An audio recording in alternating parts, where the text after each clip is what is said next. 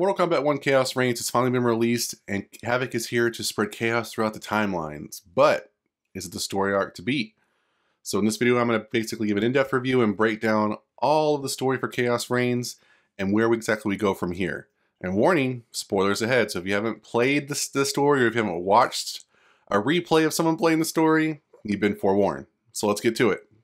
So let's start from the very beginning, and let's start off with the opening montage leading us into the main menu. We open with the same sands of time that we're all used to, except now we get this distortion and demented interruption from Titan Havik, who lets you know that chaos has taken over Mortal Kombat 1 with Khaos Reigns. I think that's a very excellent way to set the tone of the expansion pack. As we go through this video, we'll see if the chaos stays. But yeah, so far I like that. I like that as an opening for the expansion pack. I think that's a good way to set the tone, and I just really enjoyed that. So the way I'm going to do this, I'm going to break it down by chapters and then give my overall thoughts in various parts at the end. So chapter 16, Moment of Truth, Cyrax's story arc. So we start off with Sektor, Cyrax, and Bi-Han. We've seen most of the clips of this chapter in various expansion pack content trailers, but it sets the stage of Cyrax and Sektor's relationship, their history with one another, and their individual histories with Bi-Han and the Lin Kuei. Sektor, being the Lin Kuei's master armorer, feels ready based on her training and demonstrations with Cyrax to put her cybernetic armor into mass production. This feels like a precursor to the cybernetic initiative that we kind of know from previous Mortal Kombat timelines, and gives us kind of maybe like a potential setup for the future, maybe later in the game if they choose to go there. Just in the beginning scenes, you can easily see the differences between Cyrax and Sektor and their individual ideologies and loyalties to the Lin Kuei. Me personally, I think right off the bat, while I like Sektor's the way she's able to do various things with her suit. I mean, she's very much like an Iron Man, in my opinion. I just kind of gravitate more to Cyrax. That's probably because of me personally, who I am as a person, but I like her right off the bat. So for there, we progress over to Kuai Liang and Harumi's wedding. We finally get to see Harumi with Kuai Liang in the wedding. It was nice to also see some of the traditions and culture being displayed with the ceremony and garments that are in this kind of, Earthrealm version of Mortal Kombat. I mean, obviously it even gave Johnny Cage the feels and had him, reminiscing about the time he married his ex Christina. So I just really like that. I wish we would get more of that in the game, because they show us a lot of that in the stages and stuff like that, but very rarely do we ever get to see it, I think, like in the story. I know there's been bits and pieces throughout the franchise, but to me, this is a good way of putting that on display. I did like Johnny Cage's reference to the Game of Thrones Red Wedding. Total Warner Brothers IP plug. If you haven't seen the Red Wedding scene from Game of Thrones, go watch it on YouTube and then you'll get that reference. But based off what I saw, I want Harumi as DLC. Give it to us, Ed. I think she's ready for prime time. I would love to play as her. I think a lot of us, with her, what makes her appealing, not so much her character. I mean, to me, she's basically kind of like, she's basically Li Mei, and maybe with a little sprinkle of, Ashra, as far as like, I feel like with some of her, like her moves and stuff like that. But I think what I really like of her is just her dynamic between Kuai Liang, Bi-Han, the Lin Kuei, the Shiryu, obviously Cyrax and Sektor, just all that, the Earthrealmers, all those. I just like that dynamic, and we very rarely ever get to see, spouses in the game. Obviously, we know, Johnny Cage and Sonya Blade, once they get to that point in their storyline, but overall, we don't really get to see true spouses being able to be played that I can remember. I'm not talking about Sindel and Shao Kahn. I'm talking like true, like these people are wed, and now at this point forward, we're going to play as both of them. I correct me if I'm wrong, but off the top of my head, I'm not thinking of it. It should pop out right to me, but I'm sure some of the comments are going to at me, which is fine. Just do it nicely. But yeah, I really liked her, and I really wish we could play her now that we've got a taste of her. So maybe we can. Maybe as a cameo, but, it'd be nice to have her as a full-blown playable DLC. As I said before, I quickly grew to like Cyrax because despite her being told lies about what Kuai Liang has done, she doesn't want to choose violence with others, including Harumi. She only wants to subdue them and just complete her mission of just capturing Kuai Liang. So I really like that. Even with him, she's not trying to kill him. She's just trying to subdue and capture. And I think that really kind of speaks to her character. And again, maybe some parallels in real life, but I just really like that about her, and I like that character for it. I love how Harumi can easily tame Scorpion's flame when he almost gives Cyrax her punishment. You can see that he loves her and the strength in their relationship, and it was just kind of cute to see. It's like, aww, she gets you. We got to see Empress Melina in action. Again, this is another one of those variants I want to see more of. I think this is a very different dynamic than the Melina we've got to see of old, so it was nice to see her kind of take more of a matronly leadership role, and I think that there's a lot to see here that we haven't got to see it, and I hope we get to see in the future expansion pack, because, you know, we learned that Shao Kahn, Reiko, and Goro, amongst others, have been causing rebellions in Outworld that are leaving her feeling stretched thin with her current army, and implies that this could become a bigger issue in the future, but that's all we get to see. That's all we get to see before it moves on to the next chapter. So I'm hoping they'll build upon that and give us more of, you know, what it's like to be Empress Melina. And also just see her more in action, because I feel like we didn't get to see that a lot in this, and even this expansion pack. Okay, so moving on to chapter 17, Controlled Chaos. Now it's Sektor's story arc. Right off the bat, Titan Havik makes his entrance. Multi-timeline combat, you know, this multiverse combat saga that we're on. It's, you know, there's been a lot of multiverses multiverse. Ugh, that's a lot. Multiverse is a separate game from Warner Brothers. Multiverse. I think that's become a common theme amongst different franchises and IPs out there, but some do it better than others.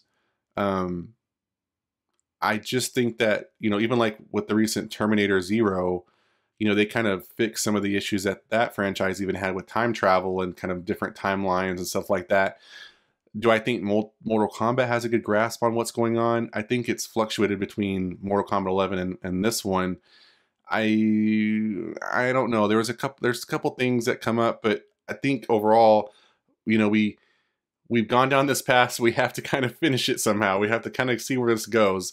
We learned that Havik's plan in history. We learned of Havik's plan in the history that kind of led him to becoming a Titan, and what he ultimately needs to kind of continue on his journey of spreading chaos across the timelines. We learned that he needs Garrus for his time crystals, and, you know, again, we'll get more explanation of that later on. But that's so far what he's basically crashing this, you know, meeting of the minds per se. That's why he crashes to kind of capture Garrus. I will say that I noticed that Melina, Katana, and Tanya bail. They just up and left. I know it was, of course, you know, more of the dynamic if you're from the United States. It's that thing of like, oh, something bad happened, we got to preserve the president. So it's, you know, Secret Service takes them out into a bunker or wherever they go, you know. So it's that kind of thing. So I kind of got that, you know, Katana and Tanya taking Melina away, you know, to protect her. But I'm like, those girls can fight. Y'all need to fight. Y'all should have stayed, helped your people out. I get it, you know, their mom just died. They didn't want to, I'm sure, that go through a succession of that, but it just seemed kind of weird. There was missing in action. It's cool to see Chameleon in action, although I feel like she makes a lot of bad decisions and isn't as strong as a fighter as Tanya and even Sektor is.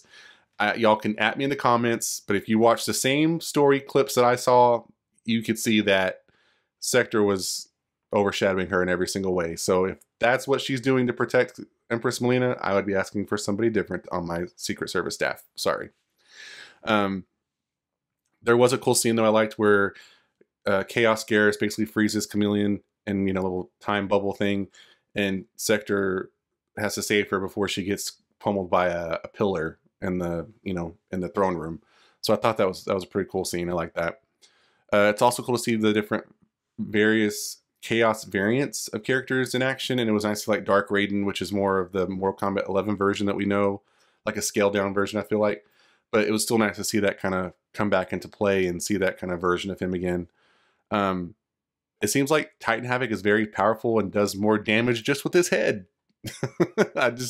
It's you know, it's very I think it was Raiden. No, it was Kung Lao. I think it was Kung Lao. Either one of them, Raiden or Kung Lao. They were talking about, you know, how his fighting techniques are unorthodox and all that kind of stuff. But again, it goes with Havik doesn't usually stick to a formula. He just kind of does things in a very chaotic fashion, which I like. So it was nice to see him basically take out three strong, heroes just with his head. That's just very different. Garrus gets captured. I saw a lot of people on Twitter saying, how could Garrus let himself get captured? But I thought to myself, well, after watching the video, I don't think he easily, I think he puts up a fight. I just don't know that those little, chaos powered tentacle rope power things, whatever you want to call those,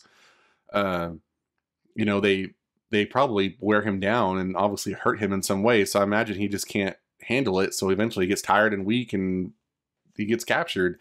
But Bihan tries to go after him. And yeah, he's not successful. But he does get transported over to Havik Citadel and his timeline and realm. I really love the scene zooming down on Bihan walking on the floating bridge amongst the chaos of Havik Citadel. And it reminded me a little bit of from the Mortal Kombat 1995 movie where Johnny Cage is fighting Goro and they zoom out. You're on Johnny Cage, he like kind of, I guess, is running from Goro, and like he runs outside, basically almost falling off the ledge, and he's, they zoom out, and it's like Shang Tsung's palace amongst the clouds. I really like that. It just kind of gave a great visual overall to emphasize the magnitude of the chaos Havik has been spreading. So I just liked that kind of callback, and I liked how they did that. It was a very good visual. It was crazy to see all the dead Garrus bodies piled up, as I'm pretty sure that was Garrus bodies, or there was some bodies piled up as Bihan was getting dragged to his deadly transformation. I think it was Garrus, because he's trying to capture all the Garrus have to be like from different timelines and get their time crystals. Although I wonder why he never killed the Chaos version of Garrus that he has, but I guess maybe he needs one to kind of help get to the others, possibly, now that I'm thinking about it. I watched the story mode all the way through just for my enjoyment, and then I went back and watched it again and captured some of these notes. So there's things I noticed that I didn't notice before, but we do get an explanation of the Kamidogu, sort of. Titan Havik's plan is to use the time crystals from each Garrus in various timelines and infuse them with his timeline's Kamidogu. The Kamidogu are powerful ancient relics that when used together can remake a timeline's reality. Titan Havik wants to use them to remake other timelines. It isn't said, but I imagine it's the same as they were before in previous Mortal Kombat lore, and there are 6 of them that represent each of the realms. So Earth Realm, Nether Realm, Chaos Realm, Outworld, Order Realm, and Edenia. So there you go. So we kind of learn more about that. We get to see them. He showcases them off, and it explains all that. And then we kick into Operation Retrieve Garrus. Bihan, sort of. Obviously, Scorpion and Cyrax are there to get Garrus back, and then we have Sektor trying to get her boo thing back. So when Scorpion, Cyrax, and Sektor first arrive in Titan Havik's timeline, we could see what true chaos is like, guys. This is what true chaos is like. Are you ready for it? Rubbled buildings and surroundings, water that runs the reverse way, and 2 guys beating up a beggar for no reason. True chaos. Does that sound like true chaos to you guys? Yeah, I was expecting a little bit more than that, but that's what we got, because, even thinking back, even like in the 1995 movie, I'm making some parallels, so bear with me, but, when they leave Earthrealm and go to Outworld, we see rubble there, similar to what we see here. So it just didn't seem quite. I know there the skyline, the sky wasn't the blue. That was very chaotic looking, but this wasn't. They could have done a little bit more than that. It was cool to see more of the Outworld type of lifestyle with the cuisine. Like I said, more like in the wedding where we could see more of the culture and stuff on display. It was nice to see some of this kind of shown. I'm guessing this is Outworld. Or it could have been Edenia, I guess. But it was just nice to see some of the culture more on display. We see some of the cuisine with the female Shokin. She was making a giant cockroach. There was like a bug crab looking thing on a steak. And then there was snake hides. I guess those like their version of chicharrones. If you know more about that, let me know in the comments down below. But it was just kind of cool to see that. I thought the Chaos Preacher was cool. It looks a lot like Goro, or I guess a male Shokin, or Shokan. His appearance was interesting. He was obviously missing a hand. And like he had this dog cone like thing around his neck that what I can only imagine are principles or teachings all around him, like kind of like attached to them, like on that or like on his garments. But what he said was just very interesting. I just think it made like for a very interesting character. He preaches, obey no rules, follow no laws. All that your heart desires is right. All that your body craves is holy. From the time you were born, Order's minions have poisoned your mind, going on to say that Havik can save you from Order's oblivion. I mean, they didn't do very much with this, and I'm going to talk about it towards the end of this video, but this would have been the perfect opportunity to dive more into the, just the, I'm not going to say the religion of chaos, but just more of how Havik really feels like they should be living their life in a chaotic realm to counteract the Order realm. And we could have seen more of the Order realm present. You know, yeah, we have the rebellion, but those people weren't from the Order realm. They're just variant characters from different timelines that Havik has messed with. So I think there was a missed opportunity there. And of course, who wouldn't want to ride a giant chaos snail? I guess that's our version of an elephant, but you know, if there's ever a Mortal Kombat land someday, yeah, I wouldn't mind taking a ride on the giant chaos snail. I like that. So continuing on, we get our introduction to World War II Johnny Cage. We've heard about him in previous leaks, and so we finally get to see him front and center now.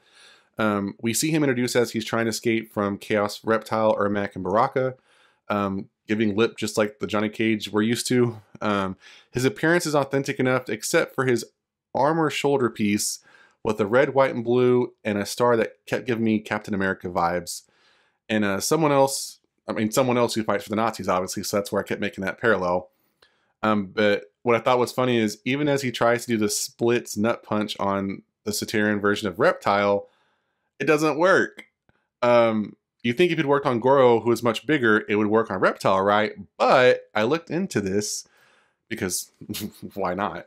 And male reptiles have testes that are located in their abdomen and not lower in their crotch area.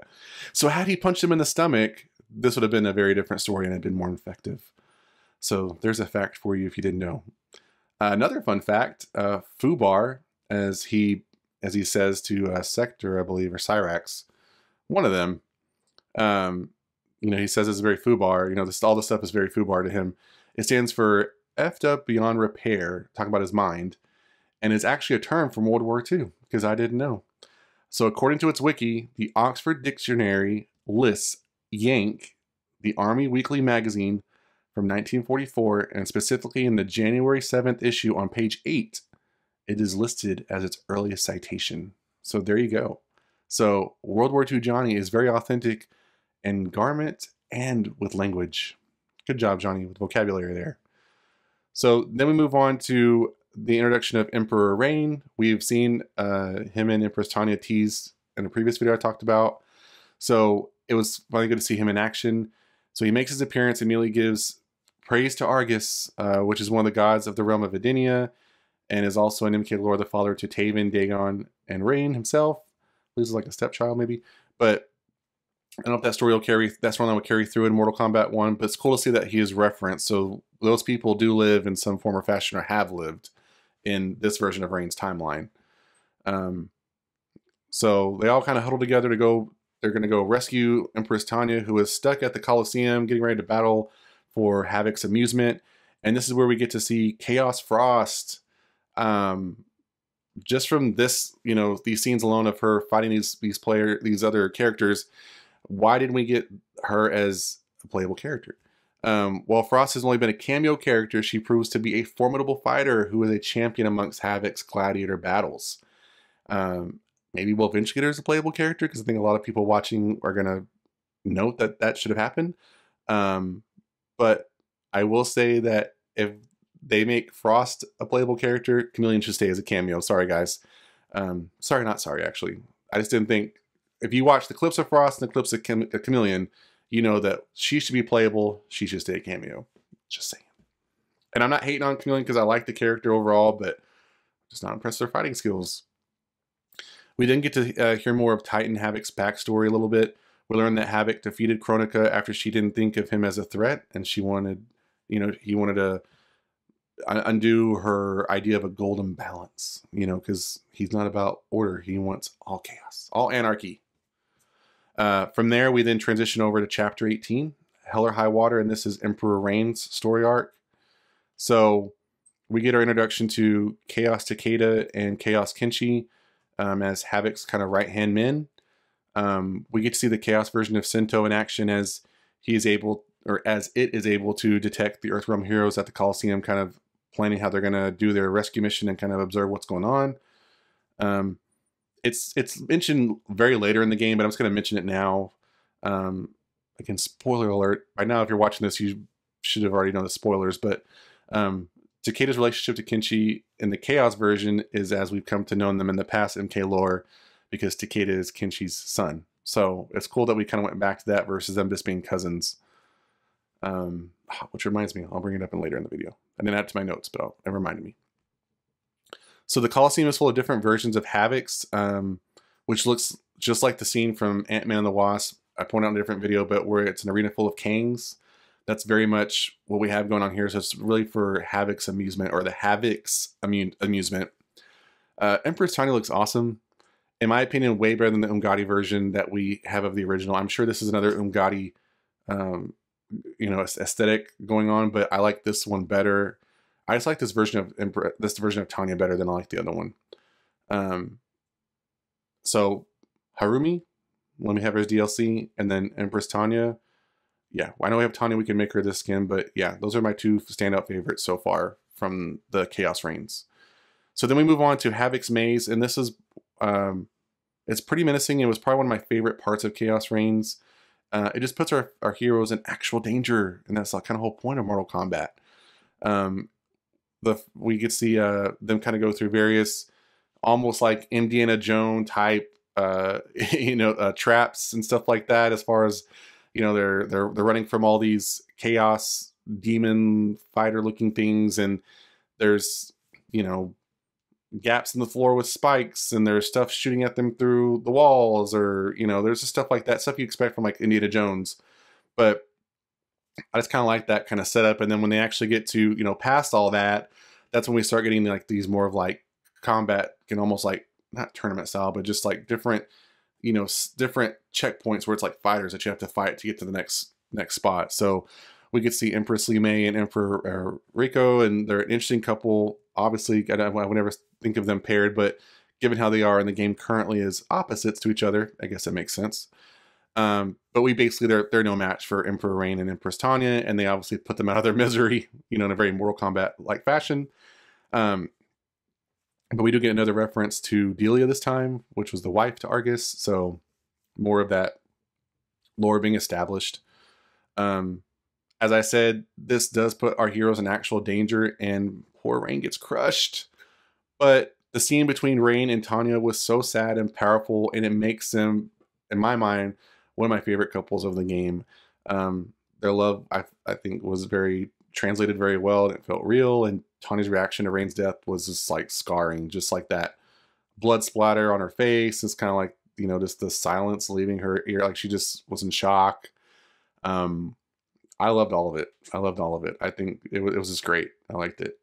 And then from there, you know, we go from all that to continuing to, like I said, I like Cyrax, but then we go into more of her continual forgiveness tour with Scorpion, and the more, you know, trying to gain his trust back throughout the rest of the chapters. It's kind of like what's going on. She just keeps trying and trying.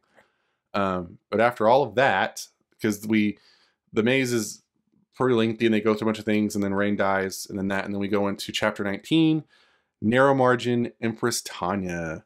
So from here, this is where things kind of get interesting. So Tanya tries to play Sektor's therapist. I find it really weird because your husband just died.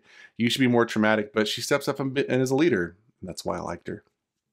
But, you know, she basically, you know, tries to play therapist to Sektor and talk about how, you know, the people you're with are your friends. And she's like, they're not my friends. They're just my allies for this time being. And, you know, Tanya's trying to get some understanding of like, is it over land or money or something else? And, you know, Sektor obviously gives like a bullcrap answer, but I really liked Empress Tanya more for that, because she's like, this is not important. Like, get over yourself. Anyway, so they push forward, and then we get to see the Dragon Orin. We've seen her you know, teasing a leak and whatnot, but it was kind of finally nice to get to see her in action. Not quite what I was thinking she looked like, but, you know, hey, nonetheless. But in MK lore, Orin is a golden guardian dragon of the realm of Edenia. So there you go. And she's obviously been captured by Havik, and he's using her powers for, I'm guessing, for time travel, maybe, or time travel, but for portal travel and all that kind of stuff. Something like that. So from here we get to see some of we've seen mostly Chaos versions of these characters. Now we get to see Maze Hunter versions. So we have Maze Hunter, Melina, and Katana in action, and they were, I'm sorry, but they reminded me straight up of JoJo Siwa from her Karma music video. And they're obviously no match for Sektor and Tanya. Sorry. So cool to look at, but easily taken out. I did like that, the rotating walls, that whole kind of get up of how they kept rotating and switching things around. Especially the part where we got to see the background with like the axe pendulums. That was another nice touch for Havik's maze. We do get to learn that Tanya is a telepath and can talk to dragons. I don't think this is in her past history with Mortal Kombat, but you can let me know in the comments down below if I'm wrong. But given Reigns' relationship to Argus and potentially Orin, she might have learned just really how to talk to her. So I'm thinking that's more of maybe what it is. Just more like kind of zoning out and channeling herself and be able to talk to her in that language. I think that's maybe what it is. But I want to say that Orin being chained also reminded me of the Xenomorph Queen from Alien Resurrection. Maybe I'll also made that connection, but yeah, that's what it reminded me of. Anyways, but because of Tanya's telepathic skills with Orin, not even Kenshi Sento can match that, and she's able to get Orin to open a portal to Havik Citadel to meet Bihan. And that's where we get our introduction to Noob Saibot and the Brotherhood of Chaos. As I said in a previous video, it's giving me straight up X-Men Apocalypse and the Four Horsemen vibes. Just, I don't think of them as threatening. Maybe if I was there in real life, I would think otherwise, but just from that, I'm like, nah. But we did get to see more of Empress Tanya fighting, and she fights off the Chaos versions of Raiden, Kung Lao, and Liu Kang with ease. And the more I got to watch those fights, the more I wanted to play as her, straight up. Now, this is kind of where the story loses some points for me, but while Kuai Liang was no match for his brother's new form as Noob Saibot, Tanya was. And that's not to say that girls can be stronger than boys. I'm not saying that. I just think of more the symbolic. Kuai Liang should have been strong enough, you know, more formidable.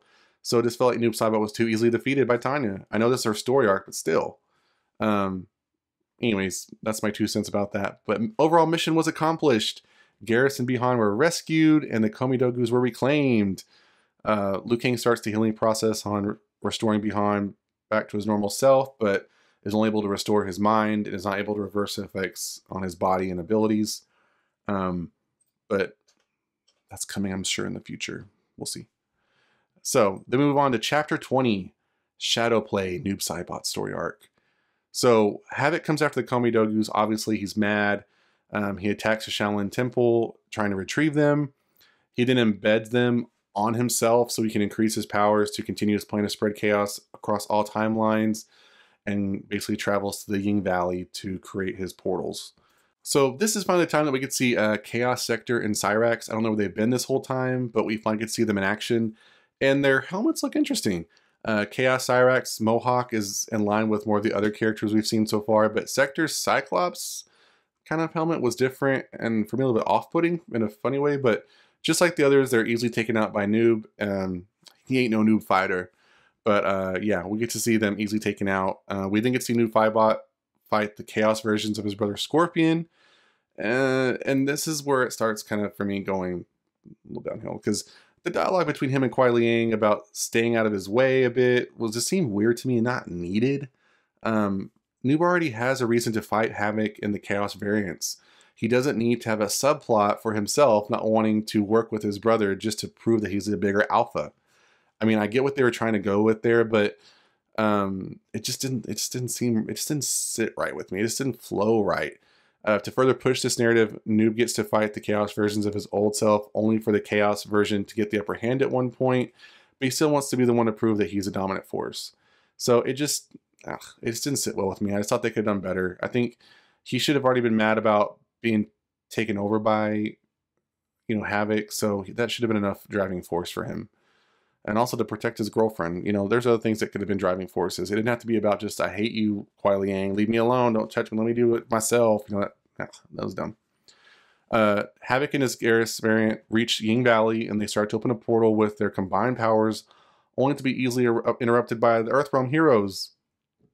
I will say the best part of this, Dina, was our heroes' entrance. It was very reminiscent of when the heroes assembled Avengers Endgame. You're like, oh snap, the gang's all here. And this is where I was wanting the story to really up the ante and let Havik really put Earthrealm and our heroes through its paces with this chaos. This was just, I feel like, a missed opportunity. Instead, we cut to Liu Kang trying to give Noob Saibot a quick therapy session this time.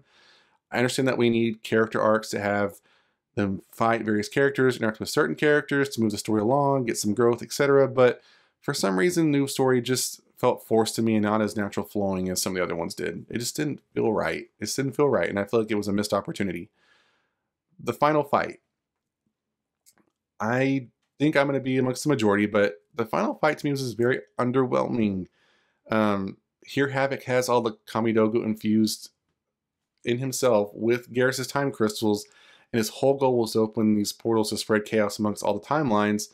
But all he managed to do or show us is that he's able to asexually reproduce and create other Haviks, like, from his body parts. He's just attaching them and making other Haviks. I'm like, what is this? This isn't, what was the whole point of doing the portal thing then? We never got to really see him spread chaos. What was the point of the portals? What was the point of that? What was the point? The whole Colosseum and maze was one thing, but this was the opportunity to really do something that could cause damage, that could ripple across the realms in our heroes. You know, I thought, you know, given that Emperor Reign died and some of those Chaos characters died, I thought maybe this would be the time that World War II Johnny Cage might pass away, or Empress Tanya might be a casualty, you know, since they're from a different timeline other than ours. But nothing. We got nothing like that. Once Noob battles him, he then uses his Chaos powers to then tear his limbs off, which was confusing to me, since wouldn't that make other Haviks appear? What, just because you go further up his limb? So instead of it being like his elbow or like this, you go further up his arm, and then that makes it to where he can't asexually reproduce other characters again?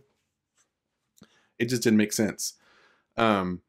He just laid there subdued, and then Liu Kang prevents Noob from completely killing him to prevent Havik's timeline from supposedly imploding and killing everyone in it with Garrus' help, even though he just basically did that to Shang Tsung in a previous storyline.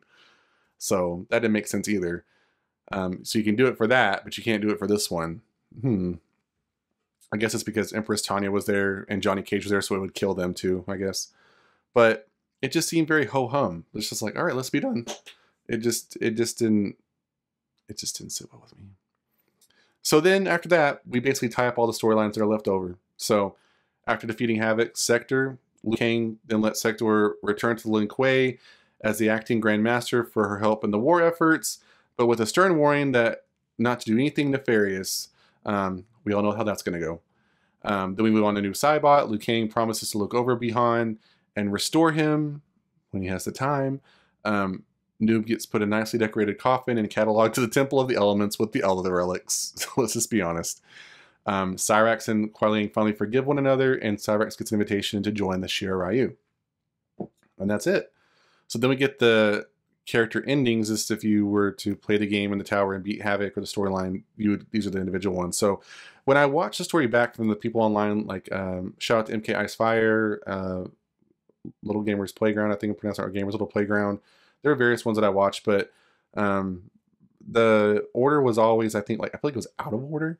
So I'm in my notes, I'm putting the order I would prefer it to be in to make the story flow. So I start off with Cyrax. So Cyrax is obviously going to have a hard time adjusting to Shiryu, given her history with the team as a former member of the Lin Kuei.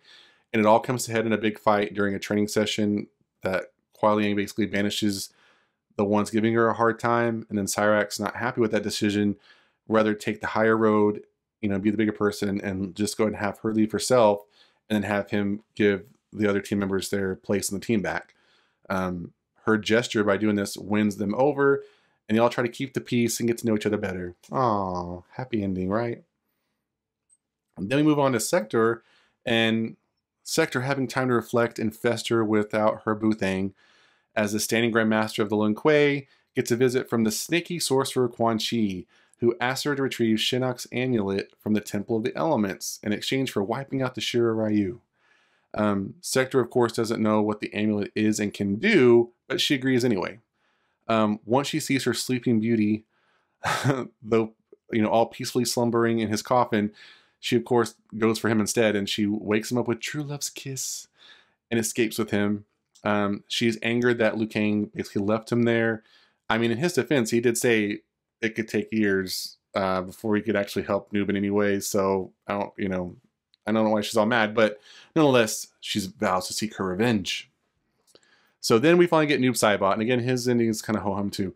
After being awakened by his girlfriend, that's not what he says, but that's what I'm saying. Noob embraces his new powers in life, and vows to bring, quote, perfection back to Liu Kang, the heroes, and the Shira Ryu. So again, Sektor and Noob Saibot vow to get their revenge. So that's basically Khaos Reigns in a nutshell. What I would have liked to see. So after seeing Havik in the Mortal Kombat X comic, if you haven't read that, I would go read it. It's very, I think someone has posted online or on YouTube or something, but I think it gives us a better idea of how evil and sadistic he can be. And I wanted to see that version of him here. I mean, in that comic, it dealt more with like blood magic and all that kind of stuff, but there's a lot of gruesome scenes in that comic, and I wanted to see that type of chaos and anarchy done here. They also missed the biggest opportunity by giving us the Order Realm. I mean, it's obviously mentioned multiple times by Havik himself and by that cleric, the preacher. So why not give us that? And we all know, if you're playing Mortal Kombat at this point, or you have some familiarity with the Order Realm, so why not give it to us? It just would have been nice that after Havik has caused so much chaos in Earth Realm, that Liu Kang and our heroes are kind of maybe pit against the ropes, that we could have, maybe used, found that one thing that could have really, defeated chaos, and that would have been order. We would already have Darius as a cameo fighter in Mortal Kombat 1, so why not give us the other Order Realm natives? I mean, it would have just been the best opportunity to have Hataru make his Mortal Kombat return and help the heroes put Havik back in his place. I just think that was a missed opportunity. So, some final thoughts. There were elements I liked about Khaos Reigns, but I feel it just isn't as good as the original story. I think that it starts off that way, but it just kind of falls apart really quick. There were twists and turns and points where the times were tough in the original story, and I think Khaos Reigns was on track to kind of go there as well. Then it just kind of chickened out, ultimately. That's basically what it did. Basically giving us a one-and-done villain like I was worried about and talked about in the previous video. It just, because of that, also I think Noob's story arc and the third act fizzles and leaves Khaos Reigns feeling underwhelming, and possibly even just a little like a middle chapter expansion for a maybe potentially bigger final story plot. I mean, historically, every major threat that occurs in Mortal Kombat universe, the heroes just reset and prepare for the next threat. Very much like I think like the Dragon Ball universe kind of does with their story arcs, and I'm kind of referencing more of the Dragon Ball Z ones, but we could have done that here. That's what I ultimately wanted to see. I wanted to see Havik be our Frieza, our Cell, our Majin Buu. I wanted to see those kind of things happen. And I just don't think that we got that kind of climax. And I feel like we would have walked away feeling more fulfilled had we done that. Think about that. If you're familiar with Dragon Ball Z, and you know what I'm talking about, the third acts between Goku and Frieza, Gohan and Cell, all the characters that, I mean, a lot more happened with the Majin Saga, but you know what I'm saying? Like those final battles with those characters, and the amount of investment you make in the characters and emotions that go into it, you're just on the your edge of your seat. Like we could have had that here, and I just don't think that we got that. So that's my stuff with that. Other gripes I wanted to bring up, just in case this is the end of Mortal Kombat 1. I don't know if it's the last of the Mortal Kombat 1 story. I hope not. But if it is, I have some unfinished story plots that I feel like need addressing. So I'm pretty sure I saw it, but it seems like it might have been taken out of the game, supposedly. I don't know if that's true or not. But Su Hao's wanted picture at the tea house, he's a member of the Black Dragon clan. It was teased that he exists in this timeline, and we got Mavado and Kano as cameos, so it's possible that there's a storyline there worth exploring. Where's Cabal? I guess we'll never know, but That just seems weird. I mean, so they exist in the timeline, but we're never going to talk about them otherwise. I think specific to this Khaos Reigns expansion pack, we learned that Sektor's mom was freaking Madame Bo, and Khaos Reigns did nothing with it. Nothing. People all over the web were talking about the potential family drama over this relationship, and we never got one interaction between the two. What the heck? I feel like I was robbed. It would have been nice to at least have Madame Bo maybe at the wedding, and maybe at least give us the one interaction we need. You know, maybe just have her scold Sektor in the moment for crashing the wedding, you know, and Sektor giving her some lip and then just disappearing. But I mean, why bring that up in a dialogue and then not do anything with it? I mean, y'all could have done that. She could have been sitting at the wedding and like help fighting some Lin Kuei people. I mean, that would have been perfect opportunity. Come on, guys. Another one I didn't get to mention in my notes, but that, you know, it came to me. The Kenshi and Takeda relationship, you know, in the previous war they're father and son, but now here they're cousins, and the Yakuza stuff. Like, why didn't we explore that more? That would have been an awesome thing to explore, because it's obviously referenced in storyline or in dialogue or implied that, you know, Kenshi's left that life to be better and, you know, better himself.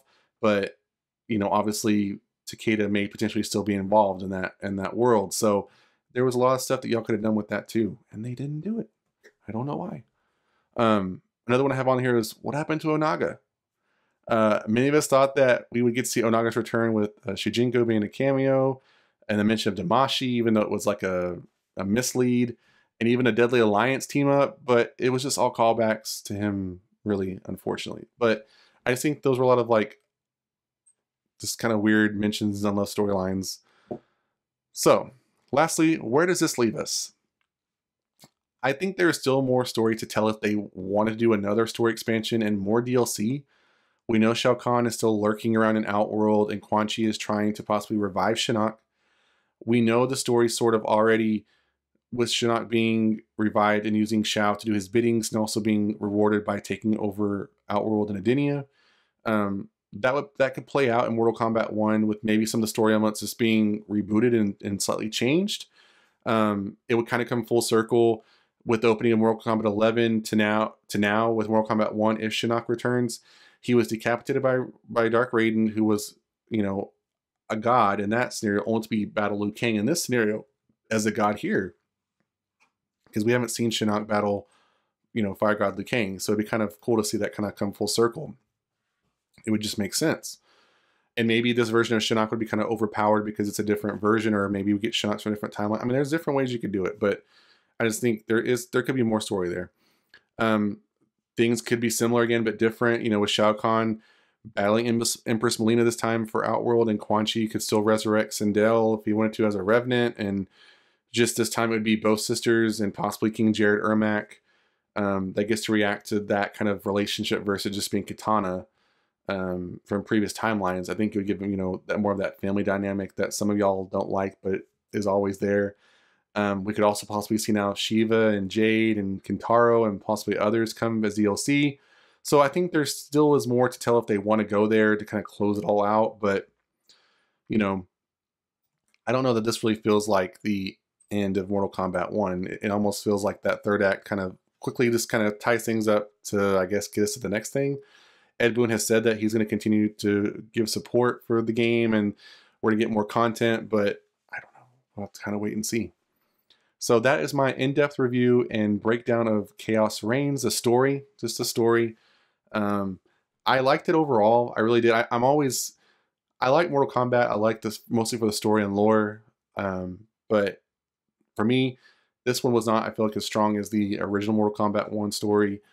I think it could have been, had they just kind of really just led into Havik being let loose and really doing some things you just would come to expect from his behavior and innately, but you don't really know what he's going to do. And I think they should have just leaned into that.